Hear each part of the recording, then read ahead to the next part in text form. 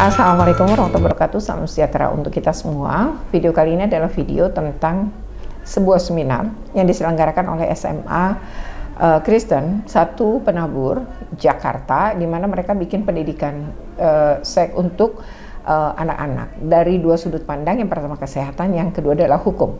Nah, untuk yang kesehatan kita akan simak berikut ini, karena mereka mengundang dua orang dokter spesialis anak yang kebetulan alumni dari sekolah ini. Nah, seperti apa? Yuk ikuti terus dalam video ini. Tapi jangan lupa untuk di like, share, comment, and subscribe.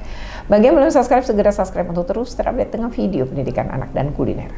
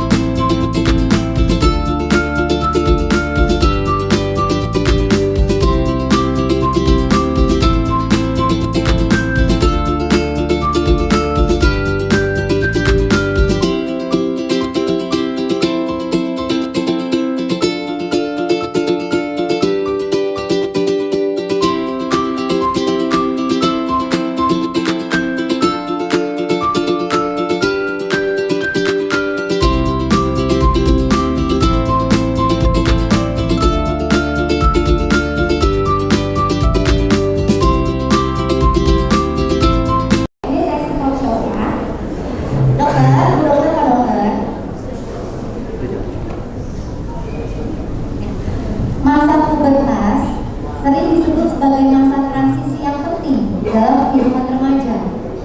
Apa sebenarnya yang terjadi pada sistem reproduksi dan tubuh selama masa pubertas? Nah, boleh silakan antara ibu atau pak dokter menjawab.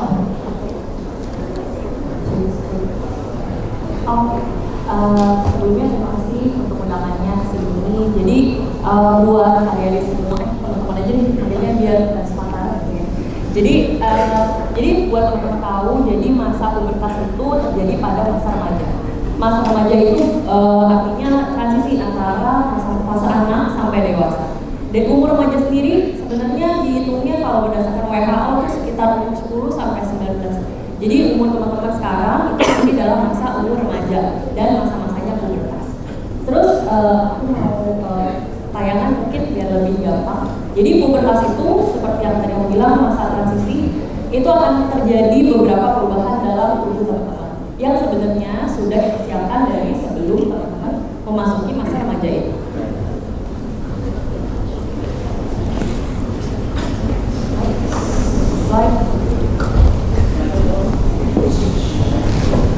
Maka ada hormon kita yang namanya GnRH yang sebenarnya dulu pas waktu teman-teman kecil itu sifatnya datar gitu ya, nggak ada apapun. Tapi masa remaja ada sebuah protein namanya kispektin. Namanya menarik kan, kispektin. Nah, dia melihat nih, oh umur teman-teman udah pas atau belum, terus apakah cadangan dalam tubuh kalian udah cukup atau belum. Kemudian dia akan mengaktifasi si GnRH yang tadi aku sebutin.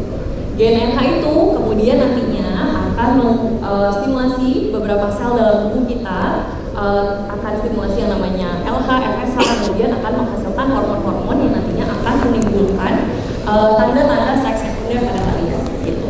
Mungkin tanda-tanda seks sekundernya akan dijelaskan lebih lanjut oleh Dr. Ferry.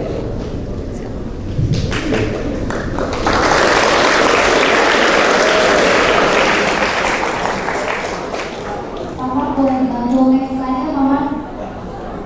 Next slide.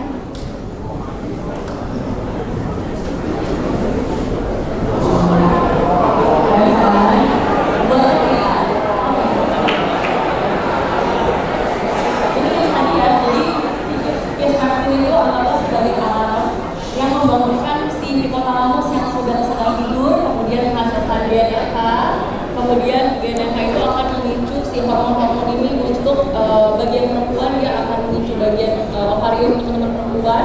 Sedangkan untuk teman-teman yang laki-laki akan dipicu Oke, selanjutnya.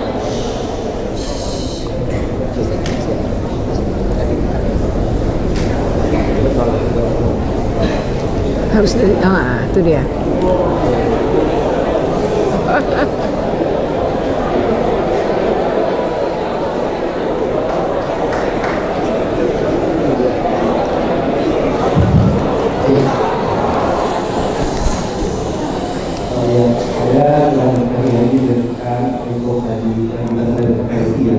Jadi buat teman-teman sekalian, mungkin tadi referensi agak ribet ya. Jadi saya coba menganalogikan masa remaja itu beberapa itu kayak kita kalian semua pegang HP, punya HP, kayak sedang update sistem iOS atau Android ya. Jadi sedang ada terjadi perubahan besar di dalam tubuhnya. Di dalam sistemnya itu sedang di-upgrade tubuhnya, dan tapi di luar sebenarnya kayak sama. Mungkin kalian sebenarnya masih sama di kelihatannya kayak dari SMP dan SMA masih sama, tapi di dalam tubuh kalian secara medis itu sedang terjadi proses pematangan yang luar biasa sekali. Nah, makanya bisa kelihatan ini tadi sudah bahwa kalau kalian yang tadi tertidur, ini sangat di fase proses ini sudah mulai bangun, dan itu akan menghasilkan efek-efek. Efeknya apa saja?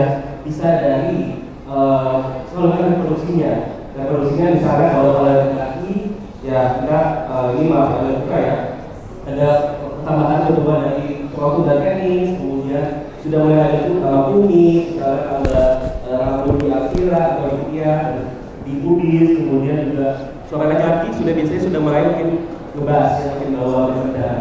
Lalu itu mulai ada yang dari lidah, itu untuk laki-laki. Kalau untuk perempuan mungkin teman-teman sendiri bisa pakai ya, bahwa dari payudara sudah mulai berkembang, kemudian sudah mulai ada perkembangan dari ubi juga, dan juga rambut juga sudah mulai berkembang. Nah itu sudah terjadi dalam masa pubertas itu yang bakal seperti itu. Jadi memang itu adalah hasilnya bakal seperti itu. Sistem kalian sudah diatur menjadi sistem reproduksi orang yang dewasa. Oke, dokter, terima kasih atas jawabannya. Cukup lengkap ya. Berfungsi apa?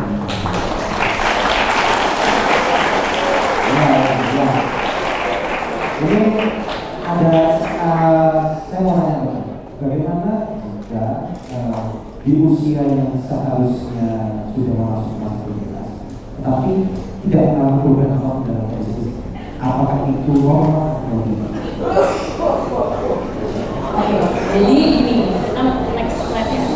Jadi kalau teman-teman lihat di slide ini, jadi untuk perempuan dan laki-laki masa pubertasnya agak berbeda. Kalau perempuan itu akan dimulai di umur 8 sampai 13 tahun, sedangkan untuk laki-laki 9 sampai 14 tahun. Jadi kalau untuk teman-teman yang mungkin udah usianya 15-16 harusnya sudah mengalami hal ini, gitu.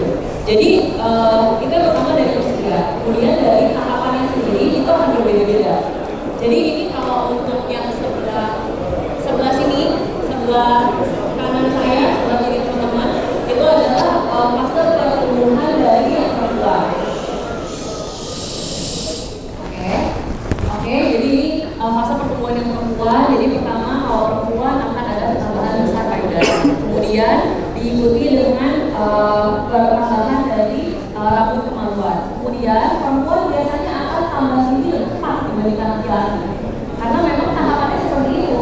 Ini tahapan pertumbuhan dari perempuan. Kemudian sekitar 2 tahun dari pertama kali dia ada terus dari payudara dia akan mengalami menstruasi dan seterusnya gitu. Jadi kurang lebih akan dalam pubertas itu nanti sampai sekitar 15-16 tahun. Untuk yang nanti mungkin akan lebih jelas di dalam ya. Untuk laki-laki sebetulnya teman-teman menyadari atau tidak kalau misalnya saat SD, SMP mungkin teman-teman kalian yang perempuan bakal tinggi duluan dibanding laki-laki. Nah ini sebenarnya kalau terjadi pada laki-laki, karena pada laki-laki yang pertama itu adalah tumbuhan dari sperma dan testis dulu. Mungkin kalian tidak menyadari itu, tapi sama ini terjadi dahulu. Lalu kemudian soal yang belum terjadi ya, jadi soal laki-laki itu lebih mendalam dibahas, itu juga terjadi pada laki-laki. Lalu saya itu mulai ada ini, lalu pubic hair.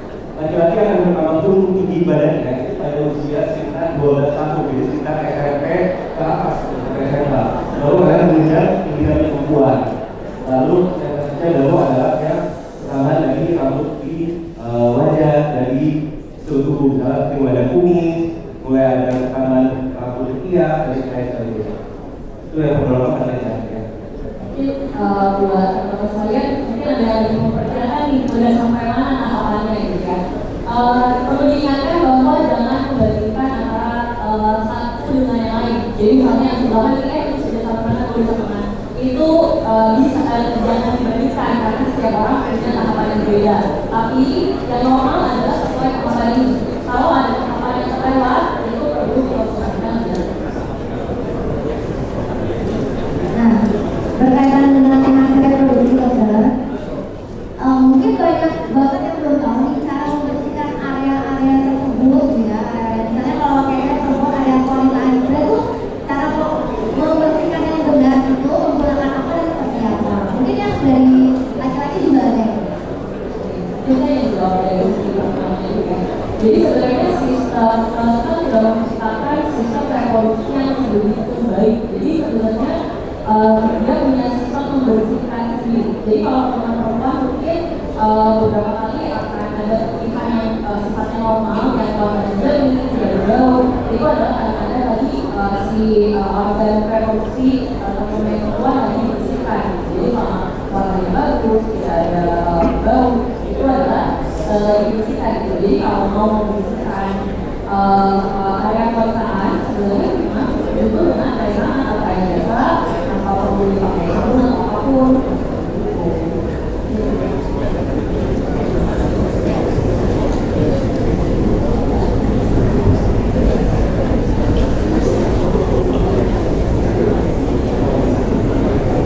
Jadi saya untuk yang perempuan, jadi dibersihkan. Terus kalau bisa menggunakan pakaian dalam yang bahannya bagus, kemudian kalau benar-benar merasa kotor gitu ya, boleh menggunakan sebenarnya sabun tapi katanya ada dan nggak boleh ada wanginya, sifatnya sudah diakhir. Apakah sabun sudah dipakai setiap hari? Oh, tidak boleh dipakai setiap hari. Benar-benar jadi sebisa mungkin sebenarnya kalau sama ya paling maksimal mungkin 2 minggu sekali.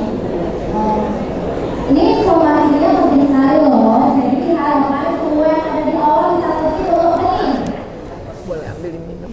Kalau nanti yang sedang berbicara, jadi itu menggunakan hal tersebut. Dan ini berlaku hingga acara selesai. Jadi mohon untuk sudah setiap kali terus diperlihatkan. Tolong kontrol diri kalian dengan baik ya. Terima kasih.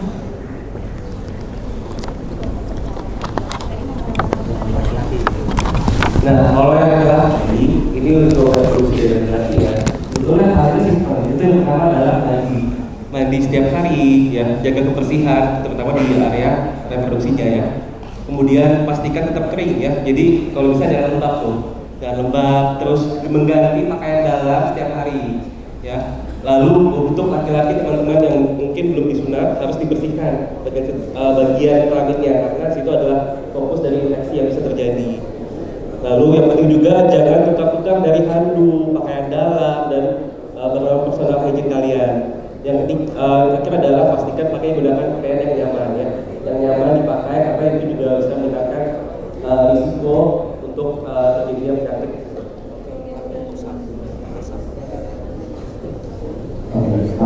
Kalau untuk sabun apakah sama dengan kayak harus pakai robek atau sebagainya atau berbeda? Kalau laki-laki sebenarnya lebih simpel ya, yang penting sama dengan sabun mandi biasa. Yang penting kita lihat dari pH-nya dan juga komposisi dari sabun itu cukup baik. Terima kasih.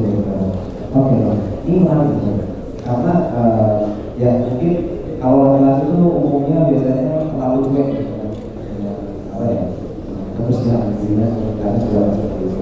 Nah, dokter, saya mau bertanya. Kemungkinan apa sih yang terjadi apabila kita ya yang mau cewek mau laki-laki itu tidak menjaga kebersihan reproduksi itu saja. Kemungkinan apa sih yang terjadi? Baik, kalau teman-teman sekalian tidak menjaga kesehatan reproduksi dengan baik, maka kemungkinan banyak sekali yang terjadi. Yang pertama dari penyakit, nomor satu, penyakit yang paling sering adalah infeksi saluran kemih dulu nomor satu. Ya, karena di situ adalah lubang untuk keluar dari saluran kemihnya. Kalau ada kontaminasi dari kuman, bakteri, itu bisa terjadi infeksi. Betul. Nah, kita berbicara tentang vaksin. Ya. Nah, seberapa penting sih vaksin dalam menjaga kesehatan reproduksi seperti vaksin kali ini? Buat teman-teman mungkin yang perempuan khususnya aku mau bertanya, kira-kira di usia SD teman-teman ada yang ingat nggak pas di umur dari usia SD kelas 5 atau kelas 6 sudah divaksin HPV atau belum? Ada yang sudah? Oke, ini belum. Oke, gini. Belum, betul. Teman-teman nanti yang perempuan khususnya bisa ditanyakan ke orang tua masing-masing ya. Apakah pas waktu SD udah divaksin HPV atau belum? Jadi vaksin HPV itu adalah vaksin yang ditujukan untuk mencegah virus human papillomavirus. Itu yang nantinya bisa bikin kutil kelamin pada laki-laki, sedangkan pada perempuan yang lebih bahaya bisa menyebabkan kanker cervix, kanker di area genital, itu semua disebabkan oleh HPV. Gitu. Jadi pada perempuan di Indonesia ini hukumnya wajib untuk dapat vaksin HPV. Kalau belum saat SD, kalau di sekolah pemerintah itu biasanya sudah menjadi program wajib pas waktu SD, jadi teman-teman bisa ada dulu. Tapi kalau belum, segera vaksin sebelum kalian nanti ada melakukan hubungan seksual, sebelum punya anak, itu harus dilakukan vaksinasi terlebih dahulu untuk mencegah kanker cervix. Untuk jadwal vaksin kalau kalian belum melakukan saat SD, itu boleh kapanpun banyak 3 kali dosis. Mungkin teman-teman takut ya untuk divaksin, gitu, tapi harus dilakukan karena itu sifatnya mencegah untuk kalian kena kanker di kemudian hari. Itu untuk yang cewek khususnya. Untuk yang Baik, mungkin teman-teman sekalian agak bingung ya, vaksinasi itu apa sih? Sebenarnya pas bayi lahir vaksinasi ya. Nah, sebetulnya vaksin itu analoginya kayak kalian pakai sabuk pengaman pada saat naik mobil. Jadi itu buat tujuannya buat mencegah atau perlindungan atau proteksi kalau terjadi hal yang tidak diinginkan. Kan kalau naik mobil takutnya kecelakaan, jadi sudah ada sabuk pengaman, jadi kalian tidak cedera. Sama seperti itu, vaksin juga tugasnya adalah buat memproteksi atau melindungi. Nah, kalau laki-laki sebetulnya juga kita rekomendasikan, yaitu ini dari CDC ya, Kementerian Indonesia juga, itu di usia 15 tahun sebetulnya, atau sebelum seksual aktif. Ya. Jadi sebetulnya teman-teman usia sekarang ini memang saatnya sudah direkomendasikan untuk melakukan vaksin HPV, karena laki juga berfungsi untuk mencegah salah satunya kutil kelamin ke depannya. Nah, di Indonesia sendiri sebetulnya programnya baru ya, baru di kelas 5 dan SD, dan itu baru berjalan 1-2 tahun ya, kalau dia. Jadi mungkin teman-teman sekalian, karena sama sudah posisi sudah SMA, mungkin belum tercatat dalam program yang nasional itu saat ini. Ya. Nah, tadi Dr. Felicia sempat ngomong. Oke, demikian ya, rupanya dari sudut pandang kesehatan seperti itu. Ini dokter-dokter muda ya, dan mereka menyampaikan sebenarnya hal-hal penting yang harus diketahui oleh anak remaja. Semoga ini bermanfaat ya. Jika berkesan, jangan lupa untuk di like, share, comment, and subscribe. Bagi yang belum subscribe, segera subscribe untuk terus terupdate dengan video pendidikan anak dan kulineran.